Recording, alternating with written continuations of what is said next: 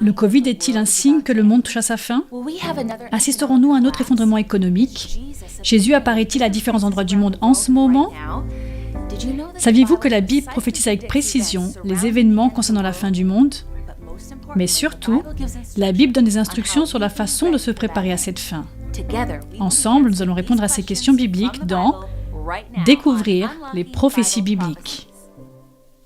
L'apparition d'une pandémie mondiale. Dernière nouvelle sur le coronavirus. Polariser la politique mondiale. Mauvaise gestion et corruption. De plus en plus de catastrophes naturelles. Les incendies en Australie sont un avertissement de ce qui pourrait se passer dans le monde. Qu'est-ce que tout cela signifie? Que nous réserve l'avenir?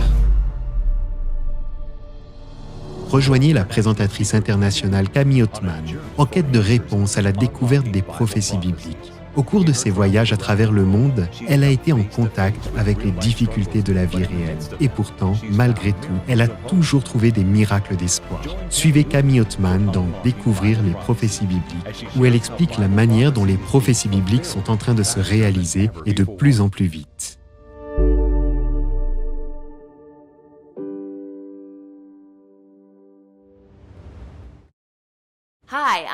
Salut, je suis Camille Othman, bienvenue à Découvrir les prophéties bibliques. Un voyage passionnant à travers certaines des plus importantes prophéties bibliques. Hier, nous avons commencé par l'incroyable histoire du roi Nebuchadnezzar et du rêve que Dieu lui a montré, qui prédisait l'essor et la chute des plus grands empires du monde. Jésus a prédit la manière dont se dérouleront les derniers événements du monde. Pouvons-nous espérer que c'est bien ce qui va se passer? Absolument, mes amis. Dieu tient chacune de ses promesses. La Bible nous dit aussi que Dieu prend soin de ce monde. Et surtout, il prend soin de vous. Pour analyser le passé, nous allons nous asseoir aux pieds de Jésus et écouter ses enseignements sur les signes de la fin du monde. Ne manquez pas ces instructions extraordinaires sur ce sujet et d'autres questions importantes. Mais avant de commencer la présentation, j'aimerais présenter certaines ressources du projet Découvrir les prophéties bibliques. Nous disposons de plusieurs ressources que nous aimerions vous offrir, toutes accessibles en cliquant sur le lien ci-dessus ou en allant sur le site awr.org/bible. Tout d'abord, vous retrouverez toutes les présentations archivées que vous pourrez regarder et partager avec les autres. Ensuite, l'objectif de Découvrir les prophéties bibliques est de vous donner des outils pour votre croissance spirituelle. Nous vous invitons donc à vous inscrire à notre école biblique en ligne, où vous aurez la possibilité d'approfondir de nombreux sujets bibliques. Enfin, au cours de ces présentations, vous aurez peut-être des questions. Nous disposons d'experts qui sont là et attendent maintenant de répondre à vos questions. Encore une fois, il suffit de cliquer sur le lien ci-dessous. Ils seront heureux de vous répondre. N'oubliez pas non plus la section « Chat » de cette vidéo. Nous voulons interagir avec vous. Avant de commencer notre deuxième présentation, les signes, prions ensemble. Père Céleste, Roi de l'univers, Seigneur, ce soir nous venons devant toi, car nous voulons connaître les signes que tu nous as donnés, afin d'être avertis à l'avance de comment nous préparer, pour ne pas avoir peur, mais plutôt compter sur toi, et tomber encore plus amoureux de toi ce soir, alors que nous étudions les signes que tu nous as donnés, Seigneur. Nous t'aimons et nous t'adorons. Que les gens qui se posent des questions à propos de ces signes puissent trouver des réponses à leurs questions ce soir, afin qu'ils se sentent rassurés par toi, dans ta sainte parole. Au nom puissant et précieux de Jésus, Amen. Nous avons été au milieu d'un confinement mondial, une pandémie mondiale. Il s'agit d'un événement sans précédent, et beaucoup de gens ont peur pour eux-mêmes et pour leurs proches. Un potentiel désastre économique pourrait nous attendre au tournant. De nombreux rayons de supermarchés sont vides, et vous pourriez ne pas trouver ce dont vous avez besoin. Vous avez peut-être peur de ce que l'avenir vous réserve. Nos esprits sont pleins de questions sans réponse. L'économie va-t-elle s'effondrer? Est-ce que j'arriverai à nourrir mes enfants ou avoir un endroit pour vivre? Un vaccin contre le Covid sera-t-il trouvé rapidement? En regardant autour de nous, nous remarquons combien de personnes sont perplexes et troublées. Des personnes de toutes origines et cultures deviennent de plus en plus anxieuses. En regardant vers l'avenir, elles sont inquiètes. Elles se demandent que va-t-il se passer encore? Les prophéties bibliques révèlent clairement le plan de Dieu pour l'avenir. Répétons le thème de cette série d'épisodes. Si c'est dans la Bible, je le crois. Si c'est en désaccord avec la Bible, alors ce n'est pas pour moi. Le livre de l'Apocalypse commence et termine avec le point culminant du glorieux retour de Jésus. Apocalypse 1:7 promet « Le voici qui vient avec les nuées. Tout œil le verra, même ceux qui l'ont transpercé, et toutes les familles de la terre se lamenteront devant lui. » Oui, Amen. Le texte d'Apocalypse dirige nos yeux vers le ciel, en nous éloignant des problèmes de ce monde, vers la solution qui est Jésus. Le dernier chapitre du livre de l'Apocalypse nous montre à quel point nous sommes proches du retour de Jésus. Apocalypse 22:20 dit « Celui qui atteste ces choses dit « Oui, je viens bientôt. Amen. Viens, Seigneur Jésus. » Dans Apocalypse 22, Jésus dit 3 fois « Je viens bientôt ». Il veut que nous soyons prêts pour ce grand événement. Vous vous demandez peut-être « Quand Jésus va-t-il revenir ?» Les disciples de Jésus voulaient savoir la même chose. Dans Matthieu 24:3, ils lui ont posé directement la question « Quel sera le signe de ton retour et de la fin du monde ?» Au chapitre 24, Jésus indique plus de 20 signes qui annoncent son retour. N'est-ce pas fascinant? Il nous aime tellement qu'il nous fait savoir les choses à l'avance. Examinons donc ensemble certains de ces signes. Dans une présentation magistrale, Jésus a associé les événements liés à la chute de Jérusalem en 70 après Jésus-Christ à ce qui se passerait à la fin du monde. Il a prophétisé des signes de son retour qui se produiront dans le domaine religieux, politique, environnemental, culturel et social. Le premier de ces signes concerne le domaine religieux. Examinons Matthieu 24, verset 24, pour voir de quoi parle Jésus. Car de prétendus messies et de prétendus prophètes surgiront. Ils feront de grands prodiges et des signes miraculeux. Avant son retour, nous devons nous attendre à une explosion de faux enseignements de la part des chefs religieux qui trompent les gens en les éloignant de la parole de Dieu par de faux signes. Mes amis, toutes les œuvres miraculeuses ne sont pas réalisées par Dieu. La Bible enseigne que même les mauvais esprits peuvent faire des miracles. Nous lisons dans Apocalypse 16, verset 14, « Ce sont des esprits de démons qui accomplissent des signes miraculeux et qui vont vers les rois de toute la terre, afin de les rassembler pour la bataille du grand jour du Dieu Tout-Puissant. » Vous voyez, ces prétendus maîtres attirent l'attention sur leurs prétendus miracles comme preuve de leur pouvoir, afin que les gens croient en ce qu'ils enseignent. Mais ces signes seront inspirés par le diable afin de tromper les hommes et les femmes. Ils sont faux. Plus ils se rapprocheront de l'original, plus la contrefaçon paraîtra crédible. C'est pourquoi vous devez connaître la Bible. Pour vous, mes amis, pour nous, faites attention si quelqu'un essaye de vous éloigner de la Bible. Mais alors, quel est le critère biblique d'un vrai maître? 1 Jean 2, verset 4 dit « Celui qui prétend l'avoir connu alors qu'il ne garde pas ses commandements est un menteur, et la vérité n'est pas en lui. Par conséquent, un vrai maître respectera les commandements de Dieu et dira la vérité. Méfiez-vous donc si quelqu'un vient vous voir tout en parlant de signes miraculeux, tout en guérissant les malades, mais sans tenir compte des enseignements de la Bible. Vous, par contre, allez ouvrir votre Bible. Et c'est précisément pour cette raison que chaque texte biblique apparaît ici à l'écran, pour que vous puissiez le lire de vos propres yeux. Vérifiez ces textes aussi dans votre Bible. Je m'engage devant vous. Nous n'utiliserons que la parole de Dieu comme guide lors de ces épisodes. Je vous invite à l'étudier sans me croire sur parole. Vous devez vous assurer que ce que vous voyez est la vérité. Ainsi parle le Seigneur. Les prétendus maîtres à la tête des cultes religieux sont partout dans le monde, comme on peut le voir. Par exemple, Shoko Ashara a publié un livre en se déclarant le Christ. Il a également affirmé être le seul maître pleinement éclairé du Japon, revendiquant le titre d'agneau de Dieu. Asahara a affirmé qu'il pouvait transférer le pouvoir spirituel à ses disciples, effaçant leurs péchés et leur mauvais karma.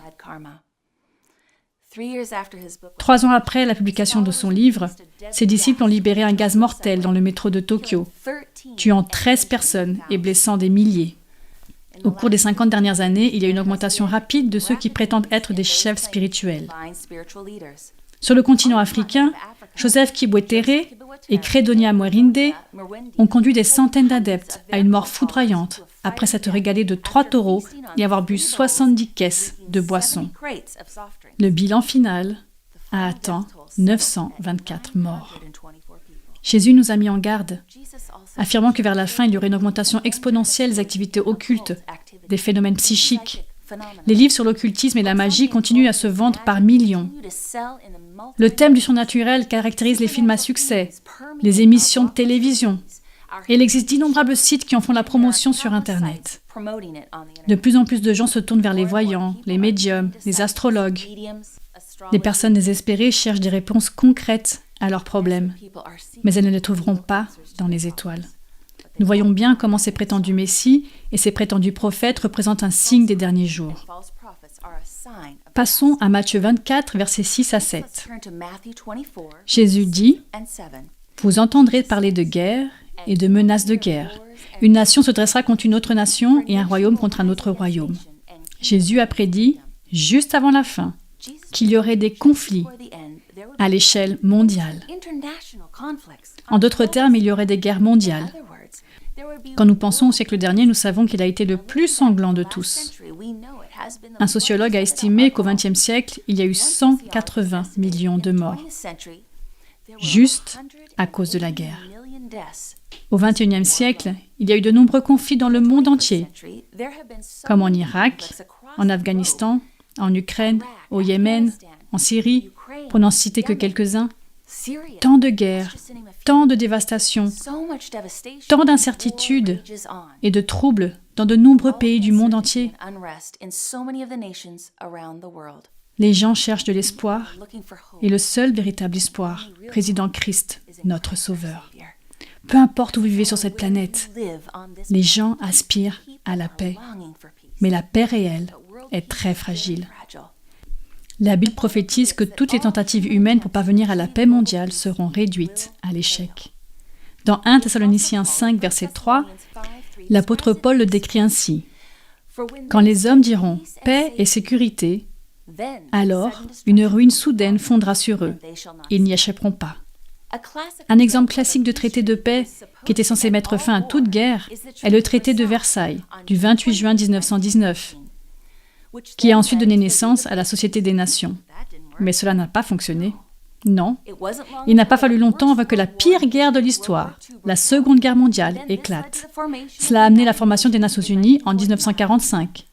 Mais même ces efforts pour parvenir à la paix du monde ont échoué. Vous voyez, les guerres ont continué jusqu'à engloutir cette planète. La parole de Dieu est très précise. Elle parle de nos jours. Jamais auparavant dans l'histoire, la race humaine a la capacité de s'exterminer. Quand Jésus reviendra, ce sera un moment où la race humaine aura la capacité de se détruire toute seule, toute la Terre. La race humaine avait-elle cette capacité il y a 100 ans? Non. Aujourd'hui, nous avons le nucléaire, capable d'annihiler la population de la Terre à plusieurs reprises. Jésus a promis que quand le monde serait saisi par la peur, il interviendrait pour nous délivrer. C'est ce que dit Luc 21, 26. Des hommes rendront l'âme de terreur dans l'attente de ce qui surviendra sur la terre, car les puissances célestes seront ébranlées. Quand le monde vous menace et que la peur vous paralyse le cœur, vous devez tourner vos yeux vers Jésus, celui qui apporte la paix. Toute l'histoire du monde se dirige vers un grand point culminant. Jésus dit « Levez les yeux de cette heure et concentrez-les sur la réalité divine. » Il dit aussi « Je reviens bientôt. » Découvrir ces prophéties bibliques révèle qu'il y a de l'espoir, mes amis. Nous avons examiné les signes dans la religion et la politique, mais que nous dit la Bible sur les signes de la nature? La Bible prophétise que toute la nature sera hors de contrôle juste avant le retour de Jésus. Il faut s'attendre à des tornades, des incendies, des inondations, des ouragans et une épidémie de destruction que nous pouvons à peine imaginer. Parmi ces catastrophes naturelles, la Bible présente la faim et la famine dans le monde entier. Matthieu 24, 7 dit « Il y aura en divers endroits des famines, des pestes et des tremblements de terre. » Nous avons toujours vu la famine et des enfants affamés, mais la différence est qu'elle s'intensifie à l'échelle mondiale, à un rythme sans précédent. Selon le Programme alimentaire mondial, à la fin de l'année 2019, 135 millions de personnes vivaient dans une situation de faim aiguë. Mais avec de nombreux pays dans le monde forcés à la quarantaine, ce nombre est probablement passé à 265 millions.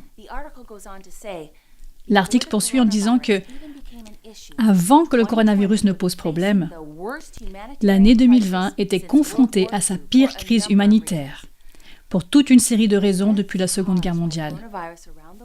Alors que le nombre de décès causés par le coronavirus dans le monde continue d'augmenter, le Programme alimentaire mondial a déclaré que le monde est confronté à une possible pandémie alimentaire. Il s'ensuit que le nombre de personnes ayant besoin de nourriture pourrait presque doubler cette année. Par exemple, en ce moment, il y a des millions de personnes en Inde sans travail depuis des semaines à cause du Covid-19 et elles se retrouvent maintenant confrontées à la faim. La BBC rapporte que cette quarantaine pourrait conduire à une famine mondiale.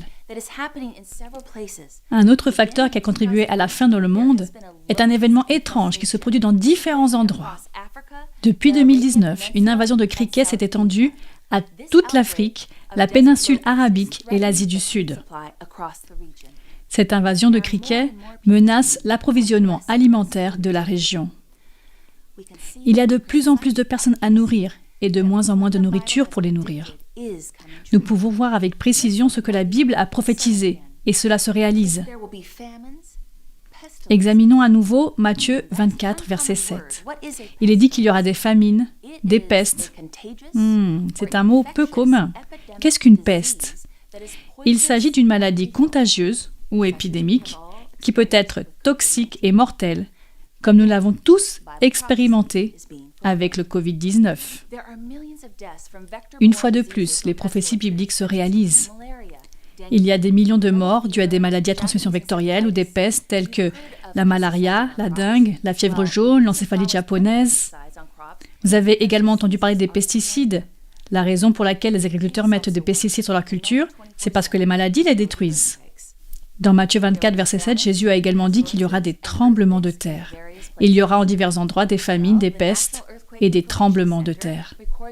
L'Institut national de géophysique et de vulcanologie enregistre une moyenne de 20 000 tremblements de terre chaque année, soit environ 50 par jour dans le monde entier. Chaque année, on estime qu'il y a des millions de tremblements de terre, trop faibles pour être enregistrés. On estime aussi que depuis le nouveau millénaire, il y a eu plus de 800 000 décès dus aux tremblements de terre et les tsunamis qui y sont liés. Lisons maintenant Luc 21, verset 11. Il y aura de grands tremblements de terre en divers endroits, ainsi que des pestes et des famines. Il y aura des phénomènes terrifiants et des grands signes dans le ciel. Ce bouleversement de la nature se révélera de diverses manières. Les ouragans, les typhons, les tornades, les inondations et les incendies se manifesteront en succession rapide. Saviez-vous qu'en 2019, 40 milliards de dollars ont été dépensés rien que pour les catastrophes météorologiques? Récemment, nous avons vu tant d'incendies, comme en Californie, en Australie, en Nouvelle-Galles du Sud, où la pire série d'incendies de l'histoire a été enregistrée avec 13,16 millions d'acres brûlés, soit 6% du pays. L'année dernière, suite au cyclone tropical Idai, le Zimbabwe était confronté à la catastrophe météorologique la plus meurtrière jamais enregistrée.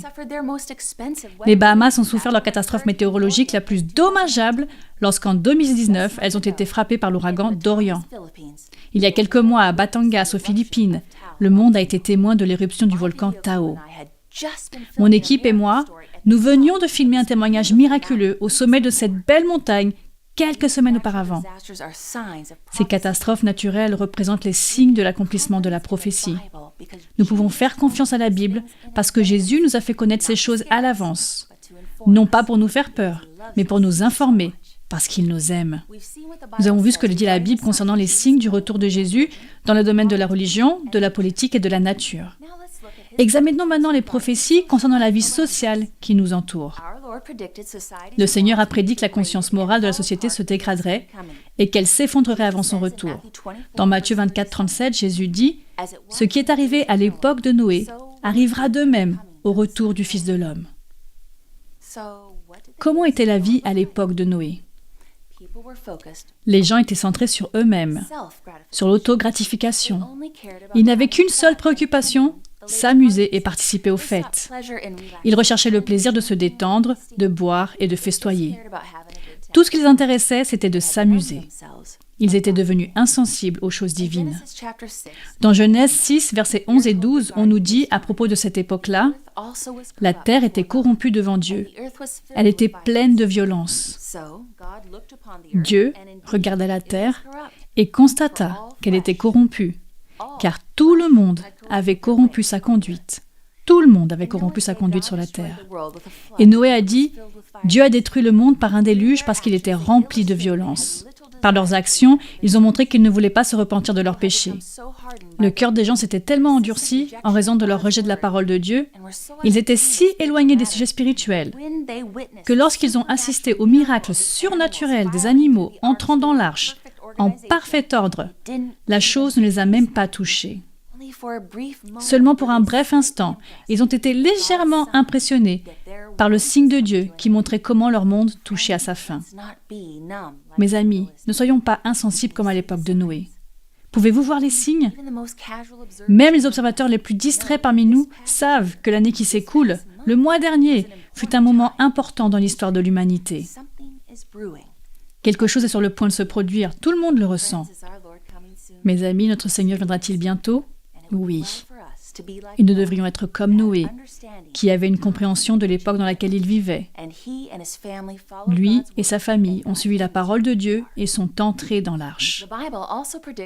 La Bible prophétise également l'incertitude économique comme un signe de la fin du monde. Jacques 5, versets 1 à 3 le décrit ainsi.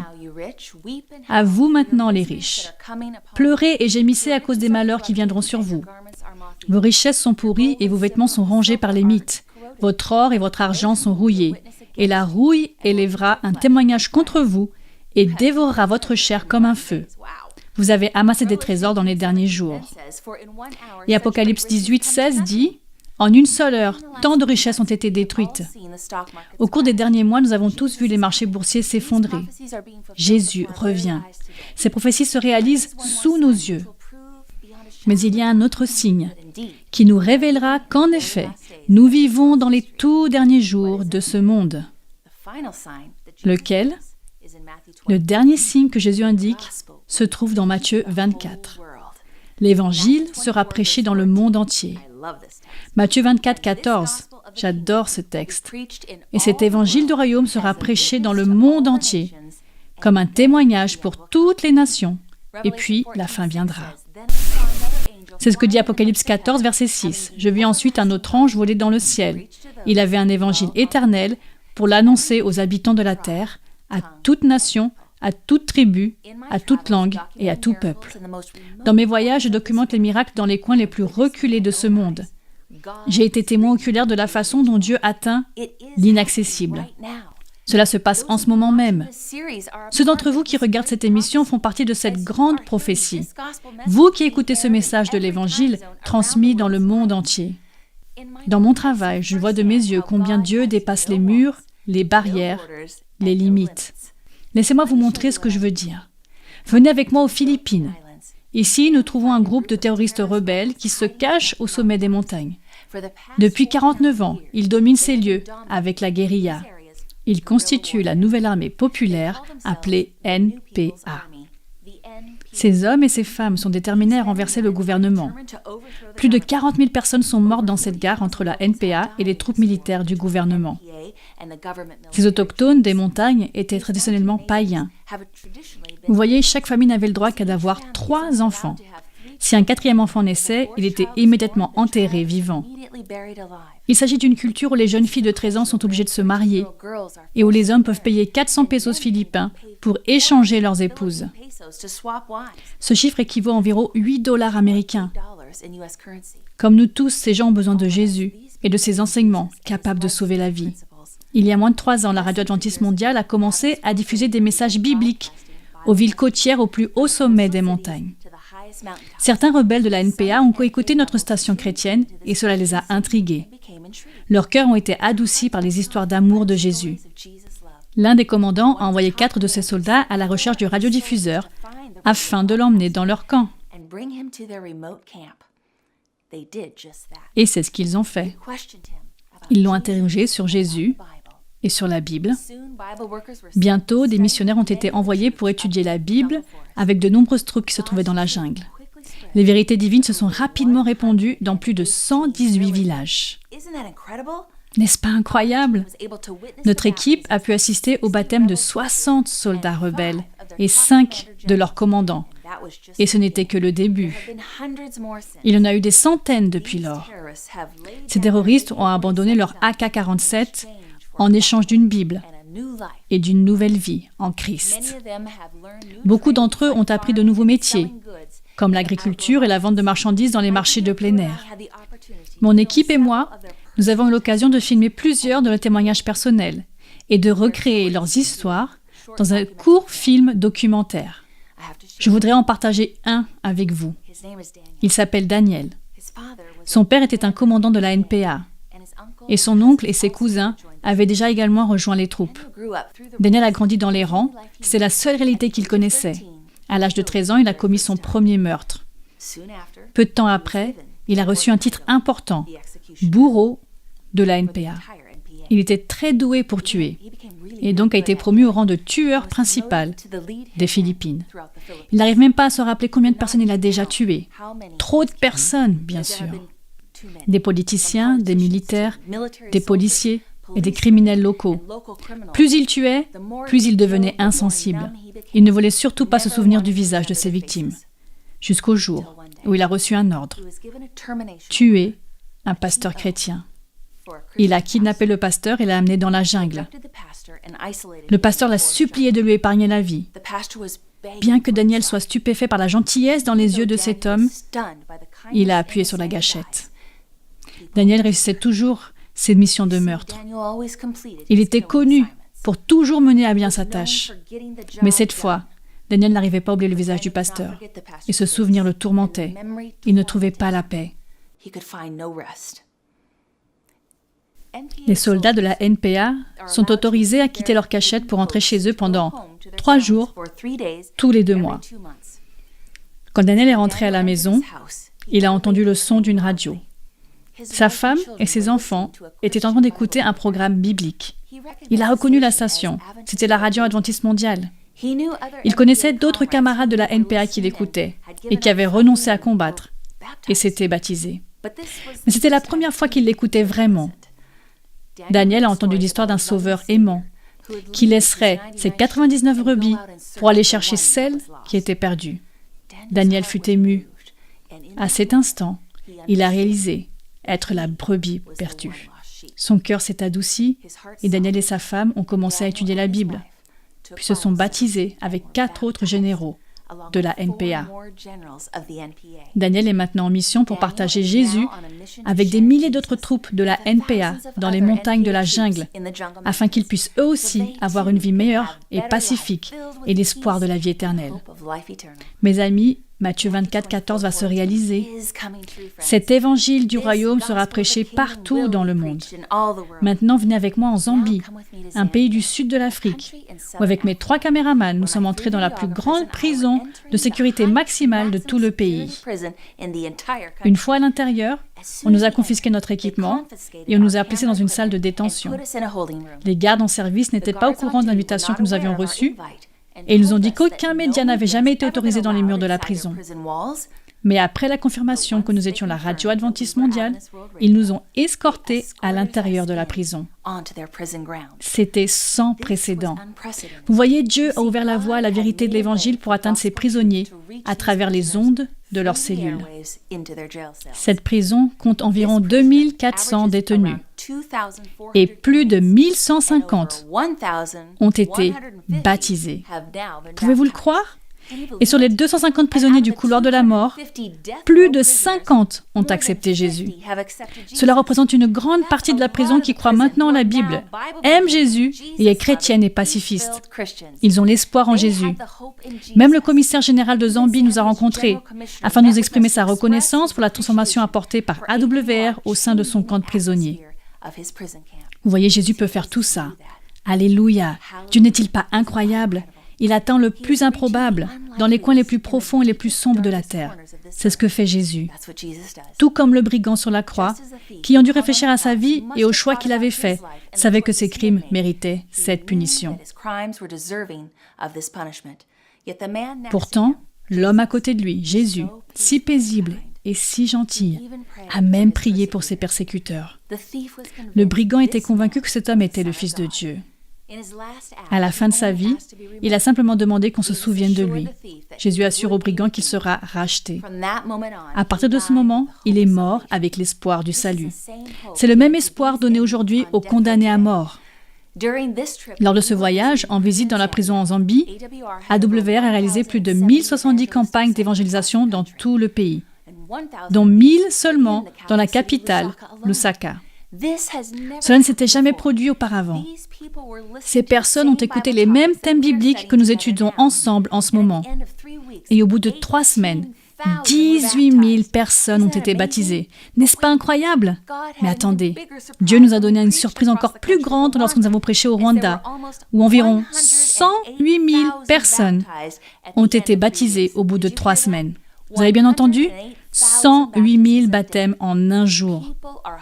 Les gens désirent recevoir la vérité de la Bible, quelle que soit leur culture ou leur lieu de résidence. C'est un désir humain d'avoir besoin du Seigneur. J'ai partagé avec vous des histoires à grande échelle, mais n'oubliez pas que dans le contexte de ces baptêmes de masse, Dieu cherche chacun de nous individuellement, personnellement. Maintenant, je voudrais vous parler de Ruben. Ruben vit en Argentine. Il a grandi dans un foyer chrétien. Mais une fois qu'il a déménagé dans son propre appartement pour poursuivre son rêve de devenir un homme d'affaires, il s'est éloigné de Dieu. Rapidement, il a été au sommet de sa carrière avec une entreprise florissante et tout semblait bien se passer pour lui. Mais un jour, en rentrant du travail, il a essayé d'arrêter un bus en tendant le bras. Le chauffeur ne l'a pas vu et Ruben a été traîné sous le bus. Il s'est réveillé en unité de soins intensifs avec les jambes cassées, un poumon endommagé et d'autres multiples blessures. Une longue et douloureuse convalescence s'en est suivie. Mais quelque chose d'étrange s'est produit, qui l'a soutenu pendant ces mois exténuants. Alors que Ruben perdait et reprenait connaissance, il a entendu une voix qui lui disait « Tu n'es pas seul, tu vas t'en sortir. » Et quelque chose qu'il n'avait jamais connu auparavant s'est effondré sur lui. Puis il a ressenti de l'espoir. Après 4 mois à l'hôpital, Ruben est entré chez lui en fauteuil roulant. Il s'est vite rendu compte qu'il était incapable de faire les activités qu'il avait pratiquées autrefois. Il a partagé avec nous être tombé progressivement dans une profonde dépression. J'ai perdu mon emploi, mon argent, mon entreprise et le prestige que je sentais avoir dans la société. Je n'étais qu'une coquille de moi-même. Et dans ma détresse, j'ai décidé que je ne voulais plus vivre. Un jour, Ruben a décidé qu'il allait mettre fin à sa vie douloureuse en se suicidant. Alors qu'il saisissait un couteau pour se taillader les poignets, la radio, en fond sonore, a soudainement changé de station. Cela ne s'était jamais produit avant. Il l'a pris par surprise. Ruben était stupéfait, surtout quand il a entendu cette voix venant de la radio. La même voix qu'il avait entendue dans l'unité de soins intensifs de l'hôpital lui dire qu'il n'était pas seul et qu'il allait s'en sortir. Il a de nouveau ressenti la paix qu'il avait ressentie à l'hôpital. Cette paix l'a inondé et toutes les pensées de suicide ont disparu. Étonnamment, à l'insu de Ruben. Et c'est ce qui est vraiment intéressant. Il a écouté les toutes premières émissions test de l'une de nos stations AWR. Il a écouté cette station toute la journée et aussi les jours suivants. Les messages qu'il a entendus ont touché son cœur et Ruben a ressenti le désir ardent de connaître la vérité. Aujourd'hui, Ruben est complètement guéri. Il est actif dans son église locale et dirige un groupe d'études bibliques hebdomadaires. Mais le meilleur, c'est qu'il peut marcher toute la journée, chose qu'il pensait ne plus jamais pouvoir faire, et il partage le message du salut de Jésus. Comme vous pouvez le voir, mes amis, l'Évangile surmonte toutes les barrières par le biais de la radio, de la télévision et d'Internet. De nombreuses personnes peuvent également recevoir des messages sur leur téléphone, des méditations bibliques directement sur leur portable.